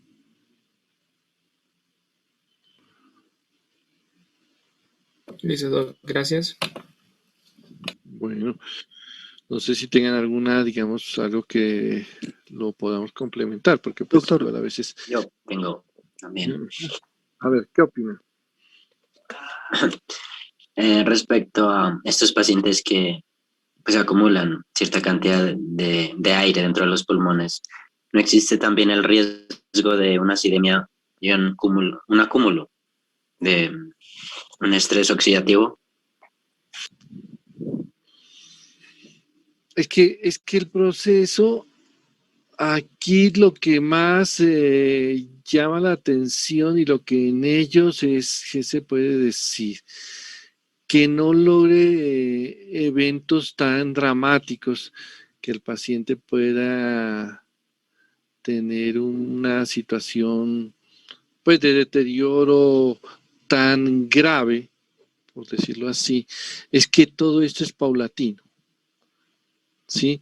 Estos pacientes es poco a poco que se va dando la situación, ¿sí? Tanto así que lo obligan a que el paciente vaya adoptando y vayan generándose en ellos cambios, ¿sí?, adaptativos en los sitios o en los sistemas afectados. Si yo digo, si el paciente empieza a tener, como lo decíamos hace un rato, el paciente empieza a retener aire, ¿sí? Uno podría decir, no, pues que esa retención de aire y esa acumulación de CO2, si lo hace en forma tan repentina, es como obstaculizarle totalmente la vía respiratoria al paciente, se nos muere, es como taparle como obstrucción total. Pero este fenómeno no funciona tan así, es un fenómeno muy paulatino, haciendo que el paciente empiece a buscar algunos procesos adaptativos, como lo vimos. Él dice, no, si está reteniendo aire, va a buscar la forma de que ese aire no le genere tanto inconveniente. ¿En qué sentido? Va a hacer que el paciente trate de baje el diafragma, aplane el diafragma, aumente el volumen anteroposterior del tórax, ¿sí?, llevando a una situación como estas. Con el tiempo, y ahorita que vamos a ver los diferentes grados de las manifestaciones clínicas, ya podíamos ir notando que uno dice, bueno, el paciente fue complicándose, ¿sí? Entonces uno dice, bueno, si él se complicó, sí, pero él se complica ya con eventos de las últimas fases, ¿sí? En donde lo lleva, por ejemplo, ya al cor pulmonar, ¿sí? Porque la parte de la respiración, la baja saturación y todo eso, a pesar de que sí es un componente importante y que genera molestia, disconfort dentro del organismo, pero él lo ha aprendido a tolerar. Con algunos de los fenómenos que comentábamos, él lo aprende a tolerar. El evento es que aquí este proceso de tolerancia ya no lo puede hacer cuando llega a situaciones como el cor pulmonar, porque aquí ya se empiezan a dar fenómenos mucho más severos en donde ya sale lo pulmonar y empieza a hacer compromisos de otros sitios, ¿sí? Entonces, por eso usted se da cuenta que estos pacientes, dice, evidencia de edema, retención de agua, ¿sí? El paciente, bueno, ansioso, deprimido, alteraciones del sueño, que ellos empiezan a padecer, y aquí nos muestran, vamos a mirarla desde los eventos más leves hasta los eventos más severos. Por ejemplo, mire, aquí en los eventos leves el paciente no ha avanzado mucho en el proceso, ¿sí? Por eso dice, es mínimo lo que encontramos. De pronto sibilancias, pero eso ya haciéndolo un estudio un poquito más exhaustivo, ¿sí? Una auscultación en estos pacientes, porque la sibilancia puede acompañar al proceso inflamatorio a nivel bronquial. La inspiración forzada se prolonga ya por más de 6 segundos, sabemos que esto es en menor tiempo, y radiológicamente se lo ve normal. O sea, estos pacientes de pronto se nos pueden pasar casi inadvertidos de que estén desarrollando este tipo de proceso. Cuando la situación empieza a ser más complicada, ¿sí? Ya empezamos a ver esa hiperinsuflación, ese aumento dentro de la cavidad torácica, ese tórax centonel, ¿sí? Entonces, el diámetro anteroposterior del tórax aumenta en comparación con un paciente normal de las mismas condiciones, por decir edad y constitución, ¿sí?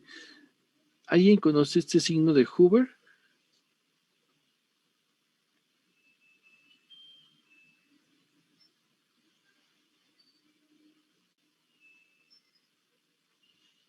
¿Lo conocen? Signo de Hoover.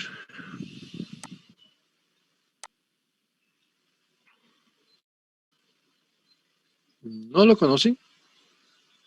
No. Pues lo van a conocer cuando lo consulten. Se los dejo de consulta, ¿sí? Es un elemento, se les anticipo, es una situación que es dentro de la función respiratoria, es como un evento contradictorio, por decir, ¿sí? Como esto es parte de semiología, de pronto también les ayuda a recordar un poquito esta parte. El signo de Hoover como una manifestación de estos pacientes, ¿sí? Entonces, ahí está como para que le vayan tomando nota al nombre y lo puedan consultar, ¿sí? Como un elemento adicional de por qué se producen estos pacientes. Por ejemplo, dice, disminución de la matidez cardíaca. ¿Quién me explica esa parte? Pues primero tenemos que saber qué es la matidez cardíaca y por qué se da. Doc, ¿no hace referencia como a cuando se llena de aire a los lados del corazón?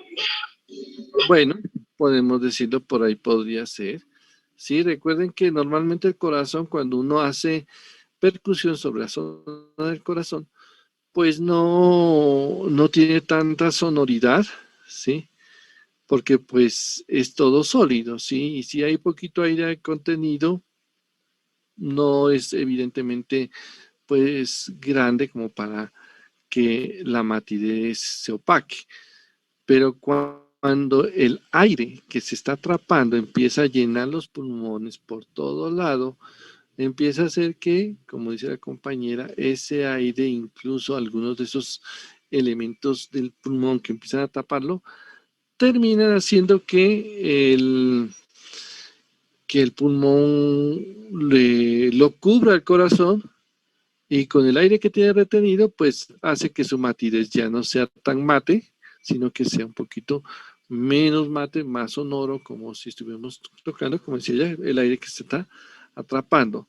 Y precisamente eso mismo nos muestra esto, los ruidos cardíacos y respiratorios que se vuelven un poco más distantes, ¿no? Por las dimensiones que se empiezan a tener dentro de la cavidad torácica, a pesar que es la misma cavidad torácica, pero todo ese aire nos está generando un atrapamiento y un distanciamiento de los sitios, ¿sí? Las sibilancias pueden aumentarse, así como la presencia de el roncus, y miren que aquí alcanzamos a ver ya otros eventos, ¿sí? Bueno, aquí se desapareció esto. Entonces vemos, por ejemplo, la hiperinsuflación, y esto se desaparece, y el diafragma aplanado, que era algo que ya lo habíamos comentado, ¿no? Miren que la sombra cardíaca se vuelve vertical y estrecha. ¿A qué creen que se debe esa situación? Porque el diafragma se aplana. Sí, el diafragma se aplana y toma a todo el mediastino y lo jala hacia abajo. Entonces, de alguna forma lo vuelve un poquito así como más vertical, ¿no? Un poquito más estrecho, a pesar de que el core pulmonar nos va a dar en el momento ya final una situación clínica que nosotros la veremos acá. Por ejemplo, ya dice, entonces ya el paciente, ya en las situaciones bastante graves, ¿sí? Se dan las posturas, el paciente tiene posturas anormales, o sea, él trata de buscar posturas que le ayuden a respirar y adoptando posiciones que no son como las más apropiadas, pero que a él le facilitan que el aire pueda fluir un poco mejor. Respiración con los labios entreabiertos, la insuficiencia cardíaca derecha o el col pulmonar, la hipertensión pulmonar. Este signo de Kussmaul, ese sí creo que se deben de acordar, que sería asociado con la... Eso no es la ingurgitación yugular, doc. No. ¿Y cómo se daría?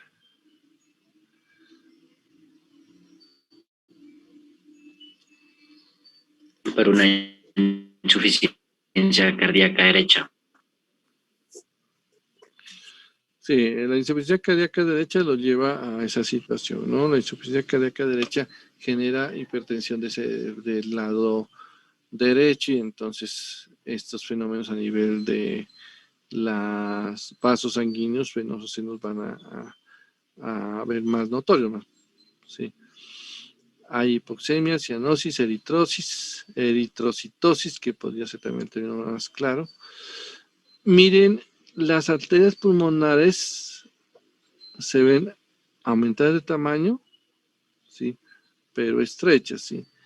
Aumentadas en el sentido de que están más llenas de líquido, pero como hay una presión hacia abajo, pues van a generar estas áreas que las estrechan, ¿no? Miren que este fenómeno, vea, el borde cardíaco derecho en el espacio retroesternal, ¿sí? Sucede que pareciera que estos pacientes, cuando se les toma la radiografía en esta situación tan grave, ¿sí? Y se dio este proceso de que el diafragma baja, pero crece del lado derecho, ¿sí? Llega a parecer que la silueta cardíaca queda como invertida, ¿sí? Normalmente uno ve el corazón ¿Se acuerdan que el corazón normalmente uno lo ve hacia el lado, con el ventrículo hacia el lado izquierdo, le da como esa imagen que uno normalmente ve, que de pronto podemos regresar un poquito aquí, uno lo ve así, ¿sí? Pero es tanta la presión que se ejerce hacia abajo que esta zona la ala tanto y esta zona crece tanto que queda como si estuviéramos viéndolo como si fuera una radiografía del otro lado, ¿sí? A veces usted puede decir, hasta me confundí de lado como estoy viendo esta radiografía, pero la situación no es que la está viendo bien, lo que pasa es que la situación clínica del paciente es tan severa, el daño es tan marcado que creció más este lado derecho y el lado izquierdo se ocultó debido a la tensión que generó el diafragma y a veces lo vemos un poquito como invertida la radiografía en estos pacientes, que es una de las situaciones que a veces uno puede ver en ellos, ¿no? Entonces, por eso lo menciono aquí. Y los campos pulmonares se ven sucios en el sentido de que como ya empiezan a acumularse no solamente el aire, sino también las secreciones que el paciente ha tenido y que probablemente se pueden estar acompañando de eventos como infecciones, ¿sí? Pueden haber neumonías, bronconeumonías que estén conjuntamente con estos pacientes. En la espirometría, pues ya vemos algunos otros cambios, ¿sí? De esto pues igual dije que nada más para que ustedes lo recuerden, ¿sí? Siempre recordar que el volumen expiratorio forzado, ¿sí? Es uno de los que más se afecta, ¿sí? Especialmente lo que se afecta en el primer segundo, ¿sí? Y a las otras ya pues también se los dejo como de tarea para que la recordemos un poco, pero es una prueba que si la sabemos analizar en forma adecuada en nuestros pacientes donde sospechamos el EPOC, nos va a servir de mucha orientación en confirmarlo y a la vez en poder buscar una forma de tratamiento a estos pacientes, ¿sí? Aunque miren, aquí les menciono algo del tratamiento. Realmente, si digo, ¿cuál podría ser el tratamiento más óptimo para estos pacientes?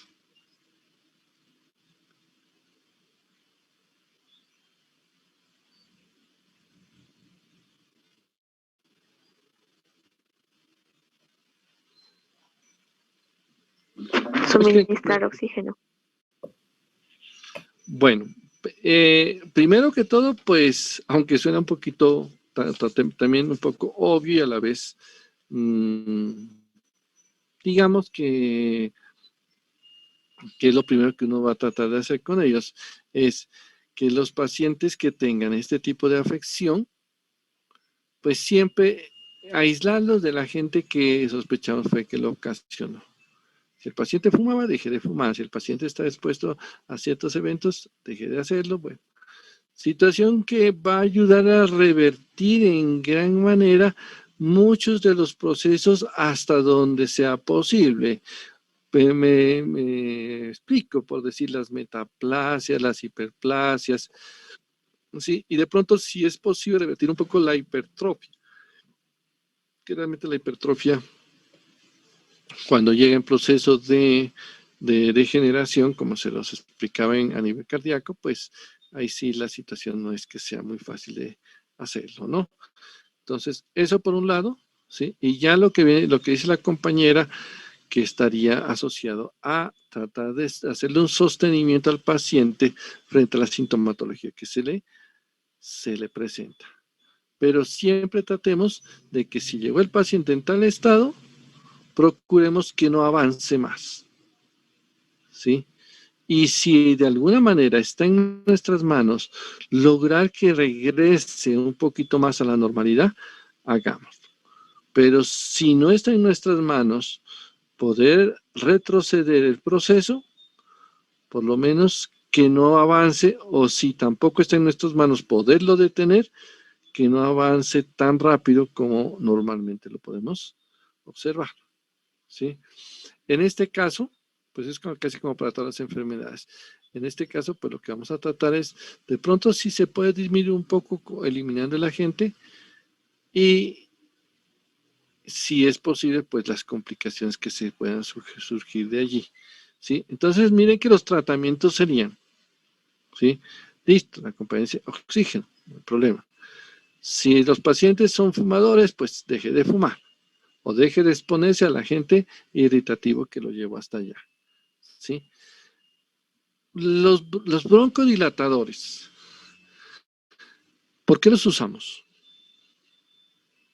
Para abrir las vías de conducción. Bueno, pues acuérdense que hay un fenómeno de la respuesta crónica, pues acompañado por los leucotrienos que nos llevarían a hacer un elemento de estos, ¿no?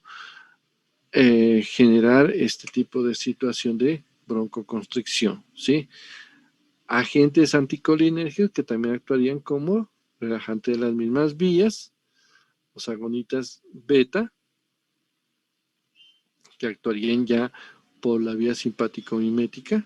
Acuérdense que el efecto era parasimpático, entonces le colocamos el contrario, un efecto simpático.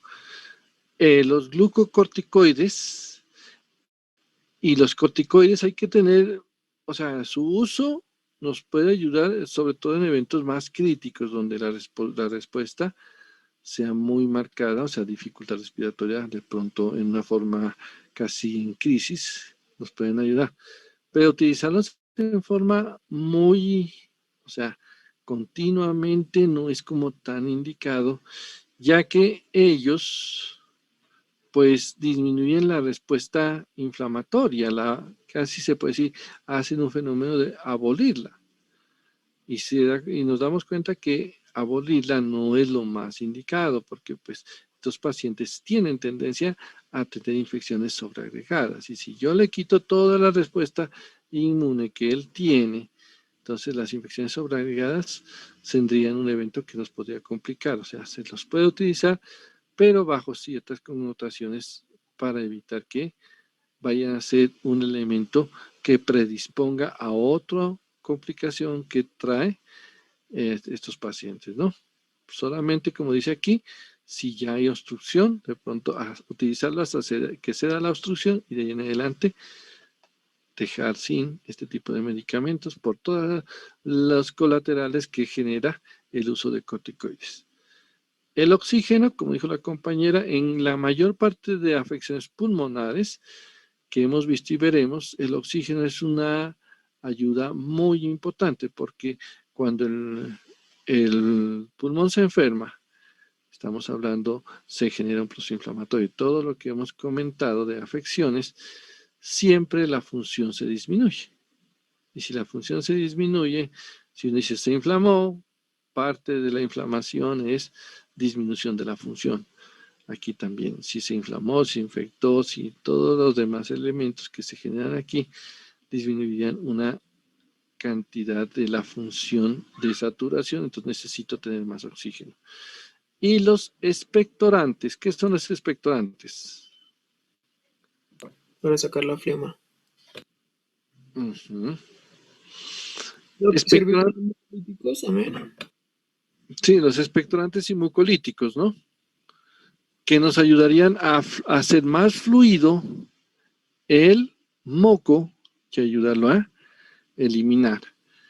Yo tengo unos pacientes, un paciente que, sí, aquí de la familia, que realmente tenía una dificultad en esto, ¿sí? Porque pues ella tenía bastante edad y la situación es que, como les decía la clase anterior, les decía, yo puedo tratar de eliminarle que produzca moco, pero recuerden que si le elimino la producción de moco a nivel respiratorio, también se la puede estar eliminando a nivel gástrico. O sea, estoy afectando a nivel gástrico. Entonces, ese evento, pues me dice, no, le mejoró los pulmones, pero le complicó el estómago. Entonces, en estos casos, a estos pacientes incluso se les estaba optando por hacer las nebulizaciones con algunos de estos mucolíticos expectorantes para que caigan directamente sobre la vía y no tengan que volverse sistémicos para producir otros efectos colaterales donde realmente no es lo que esperábamos. ¿Sí? Entonces es como pues ya la parte final de lo que uno puede observar en estos pacientes que tienen la bronquitis crónica, que ojalá pues a medida que pase el tiempo veamos menos efectos, buenas situaciones de bronquitis crónica, o por lo menos las que estaban asociadas al evento de fumar, ¿sí? Ya las otras situaciones, o por lo menos por ahora, yo creo que no hay muchas afecciones, porque creo que como les decía, incluso pues hasta los mismos trabajadores de la construcción, que aquí enfrente teníamos unos, pero ya los marchantes los obligaron a irse porque pues les acabaron todas las casetas y ya no hay casetas, entonces ya no hay trabajadores. Entonces, ¿eso a dónde nos llevó? A que se ocasione que pues ya no están ellos, pero algo que sí fue llamativo es que durante todo el tiempo que estuvieron trabajando y por efecto de la pandemia, ellos andaban cubiertos con los tapabocas, ¿sí? Y todas las partículas que podían recibir no las recibían. Veámosle pues el lado amable. El uso de todas estas medidas de bioseguridad nos han hecho reducir en forma sustancial con el uso del tapabocas de muchas afecciones pulmonares. Y entre esas, una de estas también se vería también reducida porque pues ya no hay cómo ingresar algunos irritantes por las características que tiene pues cuando se utiliza el tapabocas adecuado, ¿no? Porque si utilizamos cualquier tapabocas pues resulta como está asignada. Entonces, esperamos que poco a poco este tipo de afección la podamos controlar y no llegue a los estados tan severos como los que habíamos mostrado acá, estos que son, pues, realmente no son tan fáciles de compensar, en especial cuando están acompañados de esto, ¿sí? Porque recuerden que esta lesión a nivel pulmonar ya entró en insuficiencia y este evento ya no se mejora, o sea, ya está tal de dar fuerza a un corazón que ya quedó deterioradas sus células, ¿sí? Entonces, trataremos de que nunca llegue hasta esa situación en donde ya nos dicen no hay mucho que hacer. Y como se dan cuenta, no es un evento respiratorio, por decirlo de alguna manera aquí, ¿sí? No es directamente que el paciente esté llegando a que dice, no, le falta el aire, no tanto eso, o sea, el sistema de este paciente generó muchas compensaciones para la falta de oxígeno debido al tiempo en que se desarrolló. El problema es cuando se genera también el lado cardíaco, que genera muchos más daños y nos va a llevar a situaciones pues también complicadas con otros órganos, lo que nos obligaría ya a hacer que la afección sea tratada pues en forma muy sistémica e integral. ¿Sí? Entonces es como lo que tenemos que ver de la parte de bronquitis crónica, porque ya en la próxima clase veremos bronquiectasias y enfisema. Bronquiectasias y enfisema sí son más corticos, especialmente bronquiectasias. Doctor, una lobectomía no puede ser considerada como tratamiento, volar segmentos, pues que estén muy comprometidos. Pues es que directamente no lo conozco como manejo, pero hay momentos en que uno dice, el problema es a nivel bronquial, ¿sí? Porque en últimas, cuando yo pueda tratar, usted dice, a este paciente, le logramos compensar, le logramos volver que su obstrucción, que es a la que está llegando la bronquitis, se pueda superar, el resto del bronquio va a tratar de volver a su estado normal. Recuerden que son células que se han adaptado y que pueden cambiar y pueden renovarse, o sea, recuperar, ¿sí? Pues uno diría, yo le podría quitar un pedazo, pero créame que al poco tiempo el pedazo que le quité sería, ¿qué se puede decir? Reemplazado por otro grupo del pulmón que estaba antes de él, también crecería en el espacio que me dejó, el que le acabé de quitar. ¿Sí? Le va a ayudar solamente a crecer, pero a mí lo que me interesa es quitémosle o busquémosle el efecto o la causa. La causa es el proceso obstructivo y como válvula que está generando la bronquitis. Entonces busquémosle eliminar todos esos eventos que habíamos comentado. Uno desde la gente que lo provocó y otro ya irle compensando todos los fenómenos de respuestas adaptativas que se dieron y que al final, como todos ellos son reversibles, podríamos lograr compensar a nivel pulmonar. A nivel cardíaco un poco más complicado, pero de pronto a nivel pulmonar se puede compensar un poco más. A diferencia de lo que veremos mañana cuando hablemos de lo que es en este caso, el enfisema.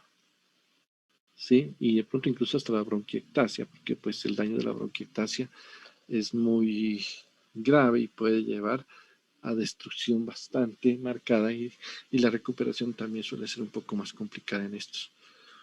Pero pues la opción de pronto, pues no he escuchado, pero visto desde la hipótesis, considero que podría tener como esas situaciones que... Doctor, disculpe, una pregunta en relación a lo que dice el compañero. Quizá una pregunta, no sé, de pronto tonta. No. Pero, ¿el ser humano puede vivir con un solo pulmón? Pensamos lo mismo. Sabe que tener un solo pulmón, aunque ahorita ya no me acuerdo bien, porque es que como yo lo he escuchado tantas veces de uno y de los riñones también, me parece que algunos autores en algún momento yo me parece que leí, tendría que volver a revisarlo, si puede sobrevivir. Me parece que en algún momento sí escuché que podía ser con un solo pulmón y sobre todo el derecho, que es el más grande, ¿sí? Pero tendría que confirmarlo, aunque sinceramente no, o sea, alguna vez creo que lo escuché, pero no, o sea, que lo haya escuchado como un manejo, como una terapéutica en algunos casos, no, no, pues de pronto la terapéutica es para los pacientes que tienen cáncer de pulmón, pues tocaría quitarles el pulmón y podríamos sobrevivir con el otro lado. Esa podría ser una forma de pronto de confirmar lo que estamos planteando, ¿no? Si el paciente tiene cáncer en el lado izquierdo, le quitamos el pulmón izquierdo y queda viviendo con el lado derecho. Claro que sí con limitaciones, ¿no? Pero creo que se podría hacer, sí, se podría hacer sí una posibilidad de sobrevivir, sí, pero como digo, tendríamos que revisarlo nuevamente porque tengo como cierta duda al respecto, aunque me inclino más hacia que sí se podría vivir, pero con algunas restricciones, lógicamente.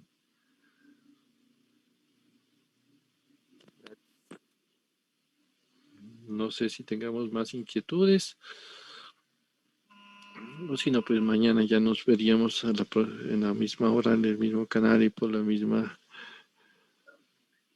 y por el mismo Zoom. Gracias. Gracias, Doc. Bueno, que estén muy bien, que descansen. Gracias, Muchas Doc. gracias, doctor. Hasta luego. Gracias. Luis Miguel. Santiago Pardo. Hasta luego, Doc. Hasta luego, que estén bien.